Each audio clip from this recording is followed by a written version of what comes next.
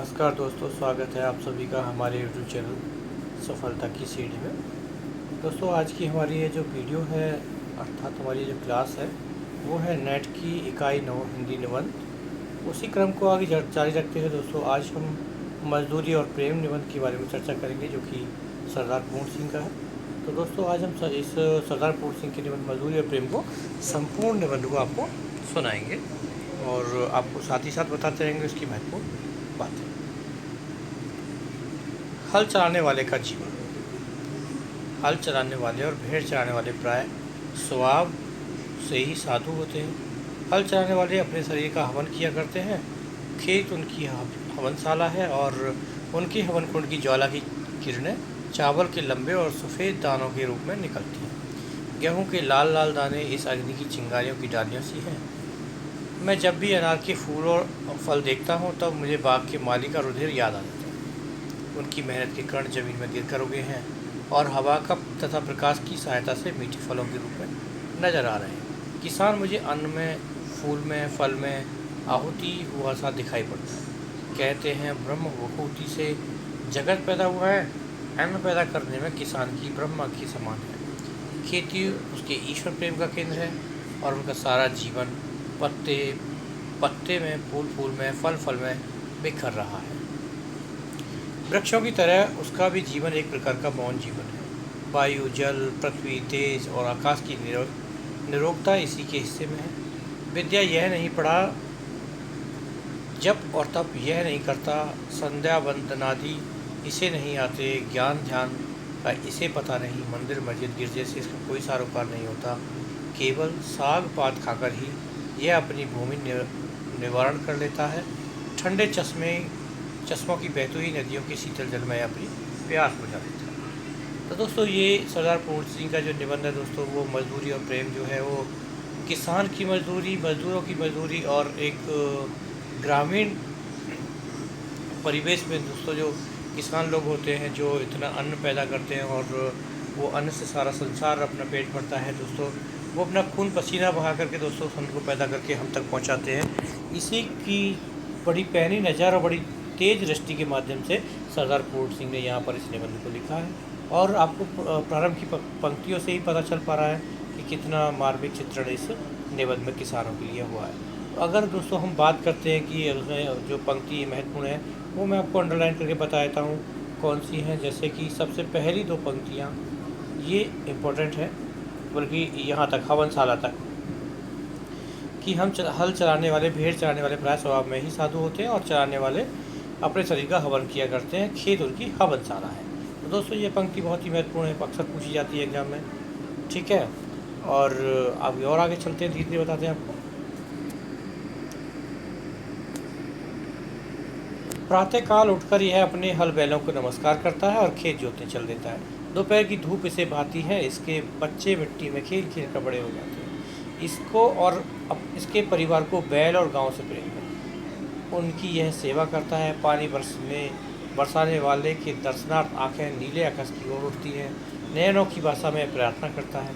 साय और प्रातः, दिन और रात विधाता उसके हृदय में अचिंतनीय और अद्भुत आध्यात्मिक भावों की वृष्टि करता है। यदि कोई उसके घर आ जाता है तो उसको मृदु वचन, मीठे जल और अन्न से तृप्त करता है।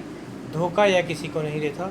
यदि इसको कोई धोखा दे भी दे तो भी इसके ज्ञान नहीं होता, क्योंकि इसे खेती हरी भरी है, गाय इसकी दूध देती है, स्त्री इसकी आज्ञाकारिणी है, मकान इसका पुण्य और आनंद का स्थान है। पशुओं को चराना, नहलाना, खिलाना, पिलाना, उनके बच्चों की अपने बच्चों की तरह सेवा करना, खुले आकाश के नीचे उसके साथ रातें गुजार देना क्या स्वाध्याय से कम है? दया, वीरता और प्रेम जैसा इन किसानों में देखा जा सकता है, अन्यत्र मिलने का नहीं। गुरु नानक ने ठीक ही कहा है, भोले भाव मिले रघुराई, भोले भाले किसानों को ईश्वर अपने खुले दीदार का दर्शन देता है। उनकी फूस की छतों में सूर्य और चंद्रमा छन छन कर उसके बिस्तरों पर पड़ते हैं। ये प्रकृति के जवान साधु हैं। जब कभी भी इन पे मुकुट के गोपालों के दर्शन करता हूँ, मेरा सिर स्वयं ही झुक जाता है। जब मुझे इनकी फ़कीर के दर्शन होते हैं तब मुझे मालूम होता है कि नंगे सिर, नंगे पाँव और एक टोपी सिर पर एक लंगोटी कमर में, एक काली कमली कंधे पर, एक लंबी लाठी हाथ में लिए गांव का मित्र, बैलों का हमजोली, पक्षियों का हमराज, महाराजाओं का अन्नदाता, बादशाहों का ताज पहनाने और सिंहासन पर बिठाने वाला, भूखे और नंगों को पालने वाला, समाज के पुष्पोद्यान का माली और खेतों का बाली जा रहा है। तो दोस्तों यहाँ पर पूर्ण सिंह जी ने बहुत ही सुंदर प्रस्तुति दी है किसान के सम्मान के लिए, उसकी इज्जत के लिए। और क्यों ना हो, अवश्य होनी चाहिए ऐसी ही इज्जत सम्मान हमको किसान के प्रति देखना चाहिए। लेकिन सामाजिक दृष्टि से, अगर आज की दृष्टि से हम देखा जाए तो सबसे पिछड़ा हुआ और किसान है ही दोस्तों, इसका अभी तक उद्धार नहीं हुआ है। और मैंने भी एक बहुत सुंदर दोस्तों एक किसानों के लिए एक आलेख लिखा है दोस्तों, बहुत ही प्यारा है। समय मिलेगा तो आपको अवश्य सुनाऊंगा दोस्तों। तो वही मार्मिक चित्रण मुझे यहाँ दिखाई दे रहा है दोस्तों। किसानों के प्रति हमारा जो सम्मान है वो अभी भी कहीं है, हम किसान को छोटा, नीचा और अधीर समझते हैं, जबकि ऐसा नहीं है। हमारा अन्नदाता, हमारा मालिक, हमारा भगवान, हमारा ईश्वर सच पूछो तो किसान ही होता है। ठीक है, अब आगे चलते हैं दोस्तों। अब मैं आपको कुछ और महत्वपूर्ण बातें इसमें बताता रहूँगा साथ में दोस्तों। इसको निम्नलिखित भागों में सरदार पूर्ण सिंह ने बांटा है इस निबंध को, जिसका कि पहली हेडिंग है गडरिये का जीवन। तो गडरिये के जीवन के बारे में बताएंगे। पहले अभी किसान के बारे में बताया। एक बार मैंने एक बुढ़े गडरिये को देखा, घना जंगल है, हरे भरे वृक्षों के नीचे उसकी सफ़ेद ऊन वाली भेड़ें उसका मुंह नीचे किए हुए कोमल कोमल पत्तियाँ खा रही हैं। गडरिया बैठा आकाश की ओर देख रहा है, ऊन काटता जाता है, उनकी आंखों में प्रेम लाली छाई हुई है। वह निरोगता की पवित्र मदिरा से मस्त हो रहा है। बाल उसके सारे सफ़ेद हैं, क्यों ना सफ़ेद हों। सफ़ेद दोस्तों ये ग्रामीण शब्दों का प्रयोग किया। सफ़ेद भेड़ों का मालिक जो ठहरा, परंतु उनके कपोलों में लाली फूट रही है। बर्फानी देशों में मानो विष्णु के समान क्षीर सागर में लेटा है। उसकी प्यारी स्त्री उसके पास रोटी पका रही है। उसकी 2 जवान कन्याएं उसके साथ जंगल जंगल भेड़ चराती घूमती है। अपने माता पिता और भेड़ों को छोड़कर उन्होंने किसी और को देखा नहीं। मकान इनका बेमकान है, घर इनका बेघर है। ये लोग बेनाम और बेपता हैं। किसी के घर में न घर बैठना, दोस्तों माफ़ करना, किसी के घर में न घर कर बैठना, इस दारे फ़ानी में है ठिकाना बेठिकाना और मका वरला मका रखना। इस दिव्य परिवार की कुटी की ज़रूरत नहीं। जहाँ जाते हैं एक घास की झोपड़ी बना लेते हैं। दिन को सूर्य और रात को तारागण इनके सखा है। गडरिये की कन्या पर्वत के शिखर के ऊपर खड़ी सूर्य का अस्त होने देख रही है। उसकी सुनहली किरणें उसके लिए लावण्य मुख पर पड़ रही हैं। यह सूर्य को देख रही है और वह इसको देख रहा है। हुए थे आँखों के कल इशारे, इधर हमारे उधर तुम्हारे, चले थे अश्कों के क्या फवारे, इधर हमारे उधर तुम्हारे। बोलता कोई भी नहीं। सूर्य उसकी युवावस्था की पवित्रता पर मुग्ध है और वह आश्चर्य से अवतार सूर्य की महिमा के तूफान में पड़ी नाच रही है। इनका जीवन बर्फ की पवित्रता से पूर्ण और वन की सुगंधी से सुगंधित है। इनके मुख, शरीर और अंतःकरण सफ़ेद, इनकी बर्फ पर्वत भेड़ें सफ़ेद, इनकी सफ़ेद भेड़ों में यह परिवार शुद्ध सफ़ेद ईश्वर के दर्शन करता है। दोस्तों यह वाली पंक्ति जो है बहुत ही महत्वपूर्ण है, मैं आपको बता देता हूँ, जो कि इस प्रकार है दोस्तों। ये मैं आपको अंडरलाइन कर देता हूँ दोस्तों। ये वाली पंक्ति है, ये बहुत महत्वपूर्ण है। ठीक है, ये एग्जाम की दृष्टि से पूछी जा सकती है ना। अपनी सफ़ेद भेड़ों में यह परिवार शुद्ध सफ़ेद ईश्वर के दर्शन करता है। ठीक है दोस्तों, आप चलते हैं दोस्तों, कुछ और पंक्तियाँ इनकी सुना देता हूँ मैं आपको। जो खुदा को देखना हो तो मैं देखता हूँ तुमको, मैं देखता हूँ तुमको जो खुदा को देखना हो। भेड़ों की सेवा की इनकी पूजा है। जरा एक भेड़ बीमार हुई, सब परिवार पर विपत्ति आई। दिन रात उसके घर बैठे काट देते हैं। उसे अधिक पीड़ा हुई तो इन सब की आंखें शून्य आकाश में किसी को देखने लगी। पता नहीं ये कैसे बुलाती है, हाथ जोड़ने की तक को फुर्सत नहीं है। पर हाँ, इन सब की आंखें किसी के आगे शब्द रहित, संकल्प रहित मौन प्रार्थना में खुली हैं। 2 रातें इसी तरह गुजर गई। इनकी भेड़ अब अच्छी हैं, इनके घर मंगल हो रहा है, सारा परिवार मिलकर गा रहा है। इतने में नीले आकाश पर बादल गिरे और छम छम छम छम बरसने लगे, मानो प्रकृति के देवता भी इसके आनंद में आनंदित हुए। बूढ़ा गडरिया आनंदमंद होकर नाचने लगा। वह कहता हो कुछ नहीं, रग रग उसकी नाच रही है। पिता को ऐसी सुखी देख दो कन्याओं ने एक दूसरे का हाथ पकड़कर पहाड़ी राग अपालना अलापना शुरू आरम्भ कर दिया। साथ ही साथ धम धम धम धम थम थम नाच की उन्होंने धूम मचा दी। मेरी आंखों के सामने ब्रह्मानंद का सभा बन गया। मेरे पास मेरा भाई खड़ा था। मैंने उससे कहा, भाई अब मुझे भी तो भेड़ें ले दो। ऐसे ही मुक्त जीवन से मेरा भी कल्याण होगा। विद्या को भूल जाऊं तो अच्छा है, मेरी पुस्तकें खो जाए तो उत्तम है। ऐसा होने में कदाचित मैं वनवासी परिवार की तरह मेरे दिल के नेत्र खुल जाएं और मैं ईश्वरीय झलक देख सकूं। चंद्र और सूर्य की विस्तृत ज्योति में जो देवागन हो रहा है उसे इस गणेश की कन्याओं की तरह मैं सुन तो न सकूं, परंतु कदाचित प्रत्यक्ष देख सकूं। कहते हैं ऋषियों ने भी इनको देखा ही था। सुना पंडितों की ऊट पटांग बातों में मेरा जी उगता गया। प्रकृति की मंद मंद हंसी में ये अनपढ़ लोग ईश्वर के हंसते हुए होड़ देख रहे हैं। पशुओं के अज्ञान में गंभीर ज्ञान छिपा हुआ है। इन लोगों के जीवन में अद्भुत आत्मानुभव भरा हुआ है। गरेड़िए के प्रेम की मजदूरी का मूल्य कौन दे सकता है। ठीक है दोस्तों, तो यहाँ पर ये गरेड़िए की वाले जो पंक्ति है आपका वो कंप्लीट हुआ। अब मजदूर की मजदूरी चलेगी। और मैं दोस्तों यहाँ पर बता दूँ आपको, ये पशुओं से माफ़ करना दोस्तों, ये अंडरलाइन कर देता हूँ मैं आपको।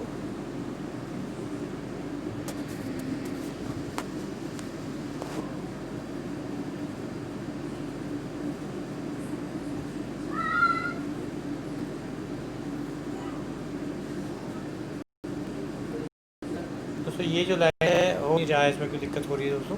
पशुओं के ज्ञान में गंभीर ज्ञान छिपा है और इन लोगों के जीवन में अद्भुत आत्मानुभव भरा हुआ है। गरेड़िए के परिवार की प्रेम की मजदूरी कौन दे सकता है, यह बहुत महत्वपूर्ण है। ठीक है, अब चलते हैं दोस्तों मजदूर की मजदूरी पर। आपने 4 आने पैसे मजदूर के हाथ में रखकर कहा, ये लो दिन भर की अपनी मजदूरी। वाह क्या दिल लगी है। हाथ पाँव सिर आंखें इत्यादि सब के सब अभिया उसके आपको अर्पण कर दिए।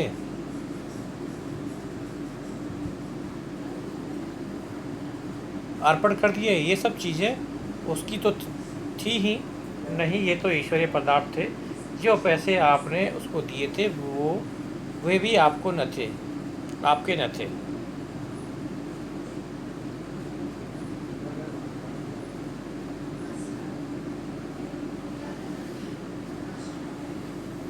वे तो पृथ्वी से निकली हुई धातुओं के टुकड़े थे, अतः ईश्वर के निर्मित थे।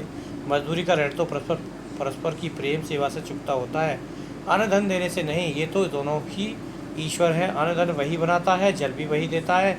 एक जिल्द साज ने मेरी एक पुस्तक की जिल्द बांध दी। मैं तो इस मजदूर को कुछ भी न दे सका, परंतु उसने उम्र भर के लिए एक विचित्र वस्तु मुझे दे डाली।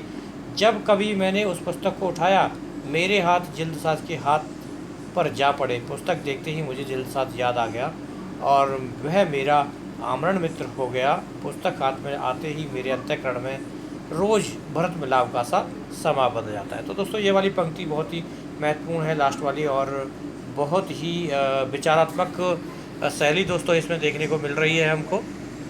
ठीक है, विचारात्मक शैली का प्रयोग यहाँ पर किया है सरदार पूर्ण सिंह जी ने। और आगे बताते दोस्तों, गाड़े की कमीज को एक अनाथ विधवा सारी रात बैठकर सीती है, साथ ही साथ वह अपने दुख पर रोती भी है। एक दिन को खाना न मिला, रात को कुछ मसैयन न हुआ। अब एक एक टाँके पर आस करती है कि कमीज कल तैयार हो जाएगी, तब कुछ तो खाने के लिए मिलेगा। जब वह थक जाती है, वह ठहर जाती है, सुई हाथ में लिए हुए है, कमीज घुटनों पर बिछी हुई है। उसकी आंखों की दशा उस आकाश की जैसी है जिसमें बादल बरसकर अभी अभी बिखर गए हैं। खुली आंखों के ईश्वर के ध्यान में लीन हो रही है। कुछ काल के उपरांत हे राम कहकर उसने फिर सीना शुरू कर दिया। इस माता और इस बहन की सिली हुई कमीज मेरे लिए मेरे शरीर का नहीं, मेरी आत्मा का वस्त्र है। इसका पहना मेरा तीर्थ यात्रा है। इस कमीज में उस विधवा के सुख दुख प्रेम और पवित्रता के मिश्रण में मिली हुई जीवन रूपणी गंगा की बाढ़ चली आ रही। ऐसी मजदूरी का ऐसा काम प्रार्थना संध्या और नमाज से क्या काम है। शब्दों में तो प्रार्थना हुआ ही नहीं करती। ईश्वर तो कुछ ऐसी ही मुख प्रार्थना सुनता है और तत्काल सुनता है। तो दोस्तों कर्म किए जा, फल देना ईश्वर तेरा काम है। और कर्म ही पूजा है दोस्तों। यहाँ पर जो ये कहावत है दोस्तों, ये परिपूर्ण कर रहे हैं सरदार पूर्ण सिंह जी कि कर्म है वो सबसे बड़ी पूजा है, सबसे बड़ा ईश्वर भक्ति है दोस्तों। और झोला छाप बन के बैठना और काम छोड़ के बैठना वो कोई भक्ति नहीं कहलाती दोस्तों। सच्ची भक्ति यही है जो अपने मन लगाकर अपने काम में लगन से लगा रहता है। तो दोस्तों यह है कथन सरदार पूर्ण सिंह का, बहुत ही मार्मिक, सुंदर और गहरी छाप छोड़ने वाला है दोस्तों, बहुत ही सुंदर है। अब चलते दोस्तों प्रेम मजदूरी। मुझे तो मनुष्य के हाथ से बने हुए कामों में उसकी प्रेम में पवित्रता, आत्मा की सुगंध आती है। राफेल आदि के चित्रों में उसकी कला कुशलता की देख इतनी शादियों के बाद भी उसके अंतःकरण के सारे भाव कर्म होने लगता है। केवल चित्र का ही दर्शन नहीं अपितु साथ ही उसमें छिपी हुई चित्रकार की आत्मा तक के दर्शन हो जाते हैं। परंतु यंत्रों की सहायता से बने हुए फोटो निर्जीव से प्रतीत होते हैं। उसमें हाथ के चित्रों में उतना ही भेद है जितना कि बस्ती और संसार में। कितना सुंदर दोस्तों यहाँ पर एग्जाम्पल दिया है, एक दूसरे से कंपेयर किया है। हाथ की मेहनत से चित्रों की जो रस भर जाता है वह भला लोहे के द्वारा बनाई हुई चीज़ों में कहाँ। जिस आलू को मैं स्वयं बोता हूँ, मैं स्वयं पानी देता हूँ, उसके इर्द गिर्द घास पात खोद कर मैं साफ़ करता हूँ, उस आलू में जो रस मुझे आता है वह टीन में बंद किए हुए अचार मुरब्बे में नहीं आता। मेरा विश्वास है कि जिस चीज़ में मनुष्य के प्यारे हाथ लगते हैं उसमें उसके हृदय का प्रेम और मन की पवित्रता सूक्ष्म रूप से मिल जाती है और उसमें मुर्दे को जिंदा करने की शक्ति आ जाती है। दोस्तों बहुत ही मार्मिक सुंदर वर्णन दोस्तों यहाँ पर किया है सरदार पूर्ण जी ने, भाव विभोर कर देने वाला दोस्तों यहाँ पर मार्मिक चित्रण करा है उन्होंने अपने इस निबंध में, ठीक है। और दिखाया है कि जो इंसान के हाथ से बनी हुई चीज़ें हैं बहुत अच्छी लगती हैं क्योंकि उसमें कहीं ना कहीं मजदूरी से बनी है, वो कहीं पसीना बहा करके तैयार की गई है। मशीनीकरण का दोस्तों यहाँ पर विरोध किया है सरदार पूर्ण जी ने। मशीनीकरण नहीं होना चाहिए, मशीनीकरण से रोज़गार जाता है और साथ ही साथ रोज़गार के साथ साथ हम जिस चीज़ का स्वाद लेते हैं वो स्वाद भी उनकी दृष्टि में ख़त्म हो जाता है। होटलों में बने हुए भोजन यहाँ नीरस होते हैं और क्योंकि वहाँ मनुष्य मशीन बना दिया जाता है, परंतु उसकी प्रियतमा के हाथ से बने हुए रूखे सूखे भोजन में कितना रस होता है। जिस मिट्टी के घड़े और कंधों पर उठाकर मीलों दूर से उसमें फेरी प्रेम मग्न प्रियमता ठंडा जल भर लाती है, उस लाल घड़े का जब मैं पानी पीता हूँ तब जल क्या पीता हूँ, उसकी प्रेयसी के प्रेमामृत को पान करता हूँ। जो ऐसा प्रेम प्याला पीता है हो कि उसके लिए शराब क्या वस्तु है। प्रेम में जीवन सदा गदगद रहता है। मैं अपनी प्रेयसी की ऐसी प्रेम भरी रस भरी दिल भरी सेवा का बदला क्या कभी दे सकता हूँ। बहुत ही सुंदर दोस्तों मार्मिक चित्रण यहाँ पर सरदार पूर्ण जी ने किया है। प्रेयसी का भी चित्रण दोस्तों यहाँ पर उन्होंने कर दिया है। मजदूर प्रेम को कितना बड़ा प्रेम बताया दोस्तों कि घड़े के पानी की कल्पना, घड़े के पानी के सामने शराब को बहुत ही तुच्छ बताया है। उसका सेवन भी इतना आनंदकारी नहीं होता जितना कि अपनी प्रेयसी द्वारा घड़े का दिया हुआ पानी। बिल्कुल सत्य बात है दोस्तों, बहुत ही मार्मिक चित्रण है दोस्तों। और यह वाली जो पंक्ति थी दोस्तों आखिर वाली, मैं कोशिश करता हूँ अंडरलाइन करने की, ये वाली दोस्तों ये वाली जो पंक्ति है वो महत्वपूर्ण है दोस्तों एग्जाम की दृष्टि से, ठीक है। अब आगे चलते हैं। उधर प्रभात ने अपनी सफ़ेद किरणों से अंधेरी रात पर सफ़ेदी सी चिटकाई। इधर मेरी प्रेयसी मेरी मैना अथवा कोयल की तरह अपने बिस्तर से उठी। उसने गाय का बछड़ा खोला, दूध की धारा से अपना कटोरा भर लिया, गाते गाते अन्न को अपने हाथों से पीस कर सफ़ेद आटा बना दिया। इस सफ़ेद आटे से भरी हुई छोटी सी टोकरी सिर पर, एक हाथ में दूध भरा हुआ लाल मिट्टी का कटोरा, दूसरे हाथ में मक्खन की हांडी। जब मेरी प्रिया घर की छत के नीचे एक तरह खड़ी होती है तब वह छत के ऊपर की श्वेत प्रभावी अधिक आनंददायक, बलदायक, बुद्धिदायक जान पड़ती है। उस समय वह उस प्रभा से अधिक रसीली, अधिक रंगीली, जीती जागती, चैतन्य और आनंदमयी प्रातःकालीन शोभा सी लगती है। मेरी प्रिया अपने हाथ में चुनी हुई लकड़ियों को अपने दिल से चुराई हुई एक चिंगारी से लाल अग्नि में बदल देती है। जब वह आटे की छलनी से छनती है तब मुझे उसकी छलनी के नीचे अद्भुत ज्योति सी लौ नजर आती है। जब वह उस अग्नि के ऊपर से मेरी रोटी बनाती है तब उसके चूल्हे के भीतर मुझे जो पूर्व दिशा की नभो लालिमा से भी अधिक आनंददायिनी लालिमा देख पड़ती है। यह रोटी नहीं कोई अमूल्य पदार्थ है, मेरे गुरु ने इसी प्रेम के संयम करने का नाम योग रखा है, मेरा वही योग है। दोस्तों सरदार पूर्ण सिंह ने बहुत ही सुंदर मार्मिक चित्रण किया है यहाँ पर।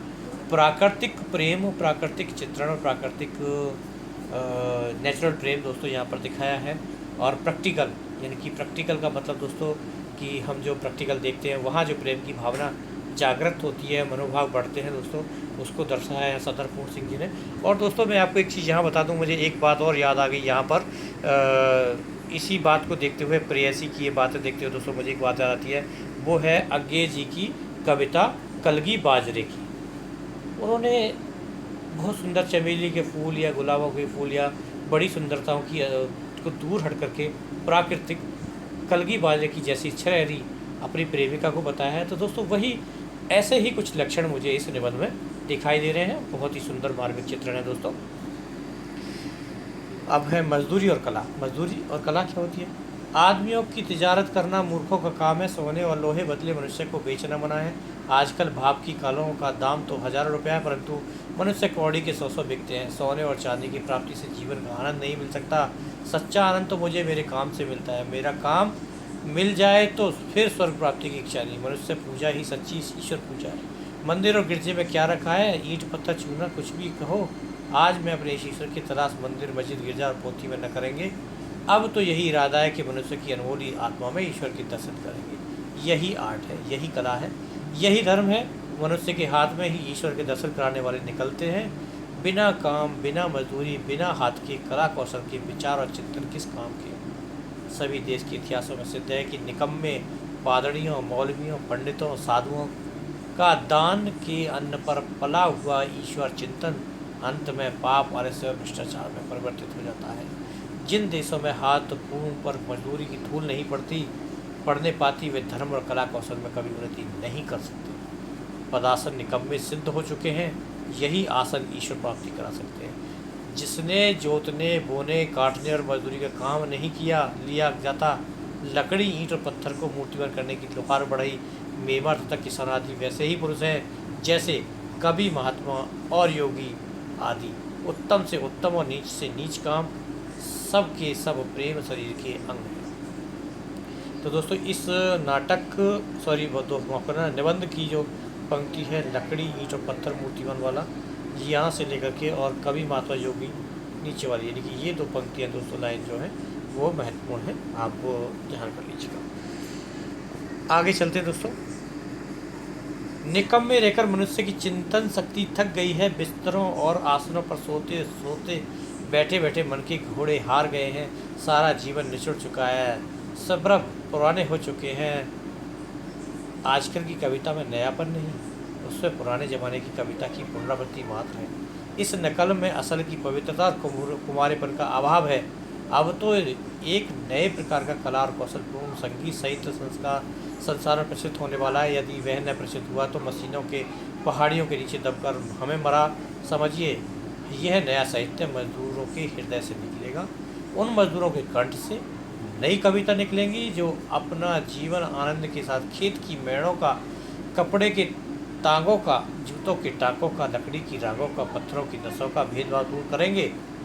हाथ में कुल्हाड़ी, सिर पर टोकरी, नंगे सिर और नंगे पाँव, धूल में लिपटे हुए, कीचड़ में रंगे हुए ये बेजबान कवि जब जंगल में लकड़ी काटेंगे, जब लकड़ी काटने का शब्द उनके असभ्य स्वरों में मिश्रित होकर वायुयान पर चढ़ दिशाओं में ऐसा अद्भुत गान करेगा कि भविष्य में कलावंतों का यदि वही दुप्रद और बल्हार का काम देगा।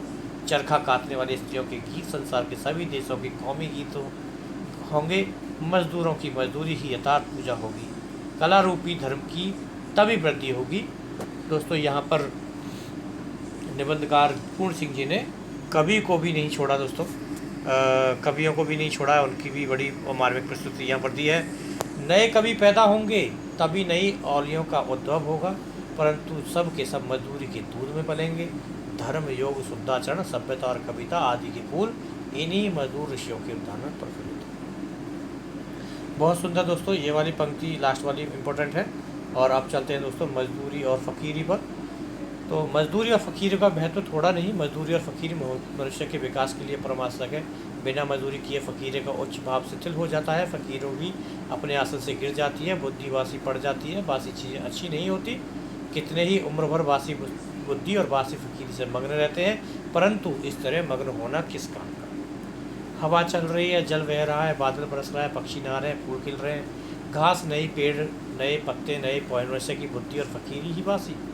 ऐसा दृश्य तभी रह सकता है जब तक बिस्तर पर पड़े पड़े मनुष्य प्रभात काल से सुख मनाता है। बिस्तर से उठकर जरा बाग की सैर करो, फूल की सुगंध लो, ठंडी वायु में भ्रमण करो, वृक्षों के कोमल पल्लवों का नृत्य देखो, तो पता चलने लगेगा कि प्रभात समय जगाना बुद्धि और अंतःकरण की तरोताज़ा करना है और बिस्तर पर पड़े रहना उन्हें बासी कर देना है। निकम्मे बैठे हुए चिंतन करने रहना अथवा बिना काम किए हुए सिद्ध विचार का दावा करना, मानो सोते सोते खर्राटे मार देना। निकम्मे बैठे हुए चिंतन करने रहना तब जब तक जीवन के अरण्य में पादड़ी मौलवी पंडित और साधु सन्यासी हल कुदाल और खुरपा लेकर मजदूरी न करेंगे, तब तक उनका आलस्य जाने का नहीं, तब तक उनका मन और उनकी बुद्धि अनंत काल तक बीत जाने तक मलिन मानसिक जुआ खेलती ही रहेगी। उसका चिंतन वासी अथवा उसका ध्यान वासी, उसकी पुस्तकें वासी, उसका लेख वासी, उसका विश्वास वासी और उसका खुदा भी वासी है। इसमें संदेह नहीं कि इस साल के गुलाब के फूल भी वैसे ही हैं जैसे पिछले साल के थे, परंतु इस साल वाले ताज़े हैं, इसकी लाली नई है, उसकी सुगंध भी, और इन्हीं की अपनी हैं। जीवन के नियम नहीं पलटते, वे सदा एक ही रहते हैं, और परंतु मजदूरी करने से मनुष्य को एक नया और ताज़ा खुदा नजर आने लगता है। तो दोस्तों, बहुत ही सुंदर बात यहाँ पर सदर पूर्ण सिंह जी ने की है। हम जो आलस में बैठे रहते हैं, लेट तक सोते हैं, सुबह को नहीं जगते हैं, जब तक हम सुबह को नहीं जगेंगे तो सुबह की जो सुंदरता है, जो पृथ्वी की सुंदरता है, लालिमा प्रकृति का जो सुंदर रूप है दोस्तों, उसे हम नहीं देखेंगे। जब तक खुद हम मजदूरी नहीं करेंगे तो मेहनत का क्या परिणाम, क्या फल, क्या अच्छे परिणाम होते हैं दोस्तों, उसका कैसे अनुभव करेंगे जब तक हम खुद मजदूरी नहीं करेंगे। तो यहाँ पर ये सदर पूर्ण सिंह ने सब चीज़ों को समझाया बहुत ही सुंदर तरीके से। गेरुए वस्त्रों की पूजा क्यों करते हो, गिरजे की घंटी क्यों सुनते हो, रविवार क्यों मनाते हो, 5 वक्त नमाज क्यों पढ़ते हो, त्रिकाल संध्या क्यों करते हो, मजदूर के नयन अनाथ आत्मा और नासिक जीवन की बोली सीखो, फिर देखोगी कि तुम्हारा यही साधारण जीवन ईश्वरीय भजन हो जाएगा। बहुत सुंदर पंक्ति है दोस्तों। ये जो पंक्ति है ये पूरी की पूरी जो है दोस्तों बहुत इम्पोर्टेंट है, पूछी जा सकती है। साथ ही साथ इनके जो क्रम है दोस्तों, इनके भाग के जो क्रम है दोस्तों, वो भी पूछे जा सकते हैं। वो उस पर आधारित एक वीडियो मैं अलग से आपको बना के दे दूँगा। मनुष्य जो मनुष्य की समष्टि स्वरूप परिणाम है, आमा रूपी धातु के गढ़े हुए सिक्के का नकदी बयान है जो मनुष्यों की आत्मजों को खरीदने के वास्ते दिया जाता है। सच्ची निधि मित्रता ही वह सेवा है, उनके मनुष्यों के हृदय पर सच्चा राज्य हो जाता है। जाति जाति रूप रंग और नाम दाम तथा बाप दादे का नाम पूछे बिना ही अपने आप को किसी के हवाले कर देना प्रेम धर्म का तत्व है। जिस समाज में इस तरह के प्रेम धर्म का साम्राज्य होगा, उसका हर कोई हर किसी को उसका नाम दाम पूछे ही पहचानता है, क्योंकि पूछने वाले को कुल और उसकी जात वहाँ वही होती है जो उसकी जिससे कि वह मिलता है। वहाँ सब लोग एक ही माता पिता से पैदा हुए भाई बहन हैं। अपने ही भाई बहनों के माता पिता का नाम पूछना क्या पागलपन से कम समझा जा सकता है? यह संसार का कुटुंबत्व है। लंगड़े लूले अंधे और उसके बहरे मौरूसी घर की छत के नीचे रहते हैं। उसकी छत के नीचे वाले बलवान निरोग और रूपवान कुटुंबी रहते हैं। मूढ़ों और पशुओं का पालन पोषण बुद्धिमान सबल और निरोग ही तो करेंगे। आनंद और प्रेम की राजधानी का सिंहासन सदा प्रेम और मजदूरी की कंधों पर ही रहता आया है। कामना सहित होकर भी मजदूर निष्काम होती है, क्योंकि मजदूरी का बदला ही नहीं, निष्काम कर्म करने के लिए जो उपदेश दिए जाते हैं उनमें अभावशील वस्तु स्वभावपूर्ण मान ली जाती है। बस पृथ्वी अपने ही अक्ष पर दिन रात घूमती है। यह पृथ्वी का स्वार्थ कहा जा सकता है, परंतु उसका यह घूमना सूर्य के इर्द गिर्द घूमना तो है, और सूर्य के इर्द गिर्द घूमना सूर्यमंडल के साथ आकाश में एक सीधी लकीर पर चलना है। अंत में से गोल चक्कर खाना सादा ही सीधा चलना है। उसमें स्वार्थ का अभाव है। इसी तरह मनुष्य की विविध कामनाएं उसके जीवन को मानो उसके स्वार्थ रूपी धुरी पर चक्कर देती हैं, परंतु उसका जीवन अपना तो है ही नहीं, वह तो किसी आध्यात्मिक सूर्यमंडल के साथ कुछ चाल है, और अंततः वह चाल जीवन का परमार्थ रूप है। और स्वार्थ का यहाँ भी अभाव है। जब स्वार्थ कोई वस्तु नहीं, तब निष्काम और कामनापूर्ण कर्म करना दोनों ही एक बात हुई। इसलिए मजदूरी और फकीरी का अन्योश्रम संबंध है।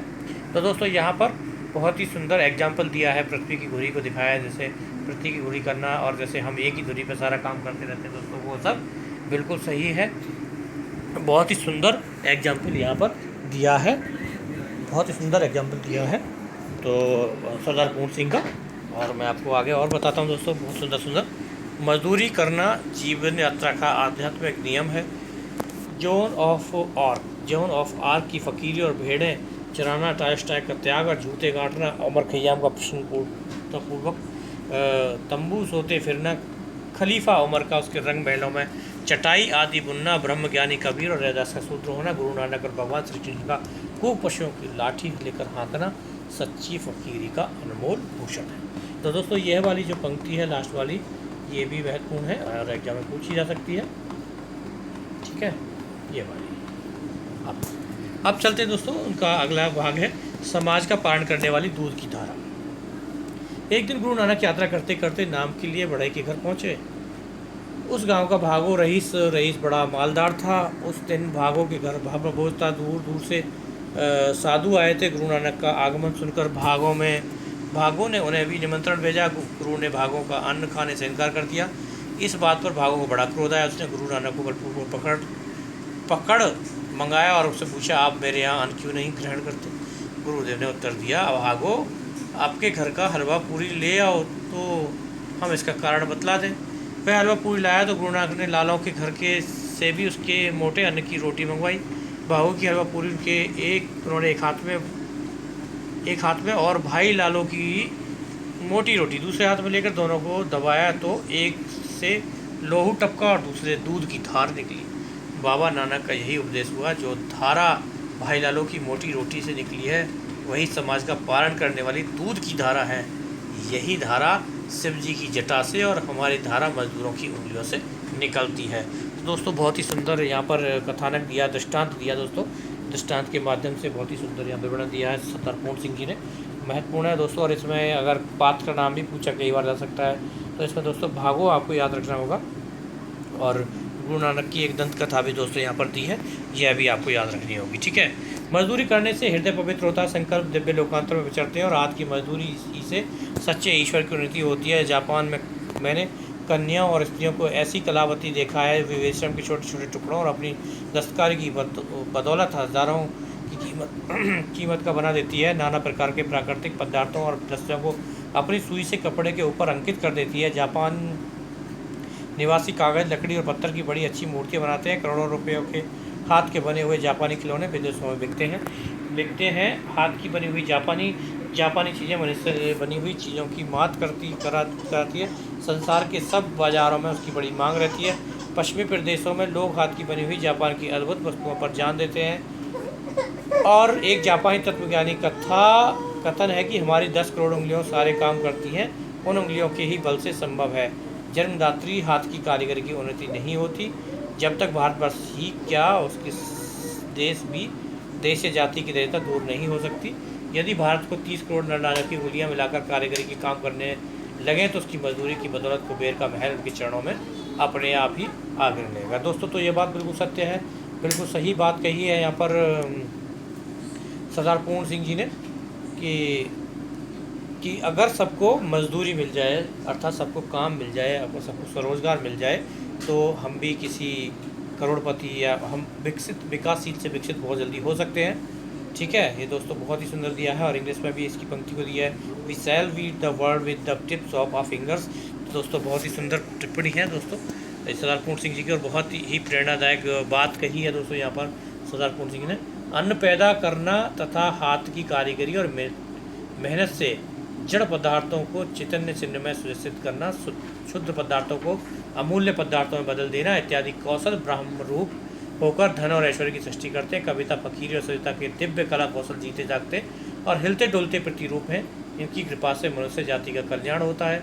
ये उस देश की कभी निवास नहीं करते जहाँ मजदूर और मजदूर की मजदूरी का साक्षात्कार नहीं होता, जहाँ शूद्र की पूजा नहीं होती, हाथ से काम करने वालों में प्रेम रखने और उसकी आत्मा का सत्कार करने में साधारण मजदूरी सुंदरता का अनुभव करने वाले कला कौशल अर्थात कारीगरी का रूप हो जाती है। इस देश में जब मजदूरी का आदर होता है तब उसकी आकाश के नीचे बैठे हुए मजदूरों के हाथों में भगवान बुद्ध के निर्वाण सुख को पत्थर इस तरह जड़ा जाता है कि काल बीत जाने पर पत्थर की मूर्ति के दर्शन ऐसे शांति प्रिय होती हैं जैसे कि स्वयं भगवान बुद्ध के दर्शन होते हैं।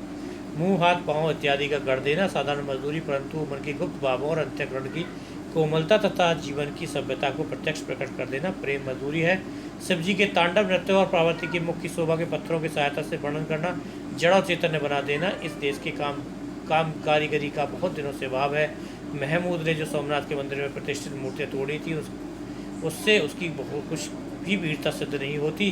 वह मूर्तियों को तो हर कोई तोड़ सकता है, उसकी वीरता की प्रशंसा तब होती जब वह यूनान की प्रेम मजदूरी अर्थात वहाँ वालों के हाथ की अद्वितीय कारीगरी प्रकट करने वाली मूर्तियों को तोड़ने का साहस कर सकता। वहाँ की मूर्तियाँ तो बोल रही हैं, वे जीती जागती हैं, मुर्दा नहीं। इस समय के देवस्थानों में स्थापित मूर्तियाँ देखकर अपने देश की आध्यात्मिक दुष्टता पर लज्जा आती है। उनसे तो यदि अनपढ़ पत्थर रख दिए जाते तो अधिक शोभा पाते। जब हमारे यहाँ के मजदूर चित्रकार लकड़ी और पत्थर पर काम करने वाले भूखे मरते हैं तब हमारे मंदिरों की मूर्तियाँ कैसे सुंदर हो सकती हैं। ऐसे कारीगर तो यहाँ शूद्र के नाम से पुकारे जाते हैं। याद रखिए, बिना शूद्र राजा के मूर्ति पूजा किन्वा और कृष्ण और शालिग्राम के छिछोरेपन से दरिद्रता को प्राप्त हो रहे हैं। यही कारण है जो आज हम जातीय दरिद्रता से पीड़ित हैं। दोस्तों, बहुत ही सुंदर एग्जाम्पल के माध्यम से दोस्तों सुंदर सरदार पूर्ण सिंह जी ने यह अपनी बात कही है यहाँ पर। और जो जातिवाद का जो दंश है, जो बीमारी है, जो कर्क रोग है हमारे देश पर, वो आज तक खाया जा रहा है। और दोस्तों, हम ये देख रहे हैं कि यहाँ जातिवाद, अब जातिवाद या शूद्र नहीं रह गया, अब तो राजनीति हो गई है दोस्तों। राजनीति के माध्यम से अब जातिवाद को बढ़ावा दिया जा रहा है राजनीति के रूप में। हिंदुओं को आपस में बंटवाया जा रहा है जातियों के रूप में। और बहुत सारी घटनाएं दोस्तों आप देख रहे हैं, सब राजनीति की वजह से हो रहे हैं। और आजकल आप न्यूज़ में देख भी रहे होंगे, आरक्षण, ये सब चीज़ें क्या है, ये सब चीज़ें राजनीतिकरण है दोस्तों, और कुछ नहीं है, ये सब गलत है। आगे चलते हैं दोस्तों। पश्चिमी सभ्यता का एक नया आदर्श। पश्चिमी सभ्यता मुख मोड़ रही है, एक नया आदर्श देख रही है, उसकी चाल बदलने लगी है, उसकी कालों की पूजा को छोड़कर मूर्तियों की पूजा को अपना आदर्श बना रही है। इस आदर्श के दर्शाने वाले देवता रस्किन और टोल्स्टॉय आदि हैं। पाश्चात्य देशों में नया प्रभात होने वाला है। वहाँ के गंभीर विचार लोग इस प्रभात का स्वागत करने के लिए उठ खड़े हुए हैं। प्रभात होने के पूर्व भी उसका अनुभव कर लेने वाले पक्षियों की तरह महात्माओं की इस नए प्रभात को पूर्ण ज्ञान हुआ है। और हो क्यों ना, इंजनों के पहिए के नीचे दबकर जहाँ वहाँ वालों के भाई बहन नहीं, उनकी सारी जाति पिस गई, उनके जीवन में धुरे टूट गए, उनका समस्त धन घरों में निकलकर एक ही दो स्थानों पर एकत्र हो गया। साधारण लोग मर रहे हैं, मजदूरों के हाथ पांव फट रहे हैं, लहू चल रहा है, सर्दी में टूट रहे हैं। एक तरफ दरिद्रता का खंड राज्य है, दूसरी तरफ अमीरी का चरम दृश्य, परंतु अमीरी भी मानसिक दुखों से निर्मित है। मशीनें बनाई तो गई थी मनुष्य का पेट भरने के लिए, लेकिन मजदूरों को सुख देने के लिए, परंतु वे काली काली मशीनें ही काली बनकर के मनुष्य का भक्षण कर जाने के लिए बहुत मुख खोल रही हैं। प्रभात होने पर ये काली काली बनाएं दूर होंगी, मनुष्य की सौभाग्य सुलझ होगा। तो दोस्तों, यहाँ पर सरदार पूर्ण सिंह ने दोस्तों मशीनीकरण का विरोध किया है। उस समय मैं दोस्तों आपको बताया मशीनीकरण की वजह से बहुत बड़ी बेरोजगारी हुई थी। ये उस समय उनका लिखा हुआ निबंध है दोस्तों। और वो जिस समय दोस्तों मशीनीकरण की वजह से बेरोजगारी आई थी और देश की आर्थिक स्थिति बहुत पीछे हो गई थी और एक गरीब जनता और गरीब हो गई थी, बहुत बुरी दयनीय स्थिति हुई थी दोस्तों। वो स्थिति भी अब फिर दोबारा से आने वाली है। कहते हैं ना कि फिर दोबारा लौट कर आता है। इस क्रम है, संसार का ये नियम है दोस्तों, वही क्रम दोबारा लौट कर आया है। और वो है ऑनलाइन कंपनियां, विदेशी कंपनियां जो कि हमारे यहाँ पर पैसा कमा रही हैं और हमारे यहाँ का छोटा व्यापारी ही उनके दबे पिसता चला जा रहा है और वो घिसता चला जा रहा है, वो बर्बाद हो रहा है, कर्जदार हो रहा है और काम उनका बंद होता जा रहा है दोस्तों। लेकिन किसी प्रशासन को और किसी भी शासन को इसकी कोई परवाह नहीं है। उन्हें मतलब सिर्फ अपने टैक्स से है। मजदूर पिस रहे हैं, छोटा गरीब व्यापारी मर रहा है, मर जाए, उन्हें कोई नहीं फ़र्क पड़ता। और ये जो काल रूपी दोस्तों ऑनलाइन कंपनियां हैं, एक दिन काल का काल बन जाएंगी और यही सबसे बड़ा बेरोजगारी का सबब बनेगी। जैसा दोस्तों मुझे लगता है मैंने आपको बताया, बाकी सब लोग आप समझदार हैं। शोक का विषय है कि हमारे और अन्य पूर्वी देशों में लोगों की मजदूरी तो लेस मात्र भी नहीं, लेस पास भी प्रेम नहीं है। वे तैयारी कर रहे हैं पूर्वोत्तर काली मशीनों का आलिंगन करने की। पश्चिम वालों के तो ये गले पड़ी हुई बहती नदी की काली कमली हो रही हैं। वे छोड़ना चाहते हैं परंतु काली कमली उन्हें नहीं छोड़ती। देखेंगे पूर्व वाले इस कमली को छाती से लगाकर कितना आनंद अनुभव करते हैं। यदि हमें हर आदमी अपनी 10 उंगलियों की सहायता से एहसासपूर्ण अच्छी तरह काम करे तो हम मशीनों के पास से बढ़े हुए परिश्रम वालों की वाणिज्य की जातीय संग्राम से सहज की पछाड़ सकते हैं। सूर्य तो सदा पूर्व से ही पश्चिम की ओर जाता है, पर आओ पश्चिम से आने वाली सभ्यता के लिए नए प्रभात को हम पूर्व से भेजें। इंसानों की वह दोस्तों बहुत ही अलंकार जैसे कहते हैं ना, विरोधाभास अलंकार दोस्तों इन पंक्तियों में देखने को मिल रहा है। इंजनों की वह मजदूरी किस काम की जो बच्चों, स्त्री और कारीगरों को ही भूखा नंगा रखती हैं और केवल सोने चांदी लोहे और आदि धातुओं को पालन करती हैं। पश्चिम को विदित हो चुका है और उसमें मनुष्य का दुख दिन बढ़ता है। ठीक है दोस्तों, ये वाली पंक्ति जो है ये पंक्ति यहाँ तक ये इम्पोर्टेंट है। ठीक है, आगे चलते हैं। भारतवर्ष जैसे दरिद्र देश में मनुष्य के हाथों की मजदूरी के बदले कलों में काम लेना, काल का डंका बजाना आदि दरिद्र प्रजा भी दरिद्र होकर मर जाएगी। चेतन में चेतनी वृद्धि होती है। मनुष्य की तो मनुष्य ही सुख देता है, परस्पर की निष्ठा सेवा ही मनुष्य जाति का कल्याण हो सकता है। धन एकत्र करना तो मनुष्य जाति के लिए आनंद मंगल का एक साधारण सा और महातुच्छ उपाय है। धन की पूजा करना नास्तिकता है, ईश्वर को भूल जाता है। अपने भाई बहन तथा मानसिक सुख और कल्याण के देने वालों को मारकर अपने सुख के लिए सारे राज्य की भी इच्छा करना है। जिस डाल पर बैठे हो उसी डाल को स्वयं ही कुल्हाड़ी से काटना। अपने प्रियजनों से रहित राज्य किस काम का। प्यारी मनुष्य जाति का सुखी जीव जगत के मंगल मूल साधन है और बिना इसके सुख के सारे उपाय निष्फल हैं। धन की पूजा से ईश्वर तेज और बाल पराक्रम नहीं प्राप्त होने का। चैतन्य आत्मा की पूजा से ही पदार्थ प्राप्त होते हैं। चैतन्य पूजा ही मनुष्य के प्रेम में हृदय निष्कंपट मन और मित्रपूर्ण नेत्रों से निकालकर बहती है और वही जगत में पूरे सुख के खेतों को हरा भरा प्रफुल्लित करती है और उसमें वही फल लगती है। आओ यदि हो सके तो टोकरी उठाकर कुदाली हाथ में लो, मिट्टी खोदें और हाथ में अपने प्याले बनाएं। फिर एक एक प्याला घर घर में कुटिया कुटिया में रखा में और सब लोग उसी में मजदूरी का प्रेम अमृत पान करें। दोस्तों यहाँ पर ये पंक्ति बहुत ही महत्वपूर्ण है जो मैं आपको बता दे रहा हूँ। ये है इस प्रकार से, ये पंक्ति है दोस्तों ये वाली जो ऊपर निकल गई है दोस्तों ये।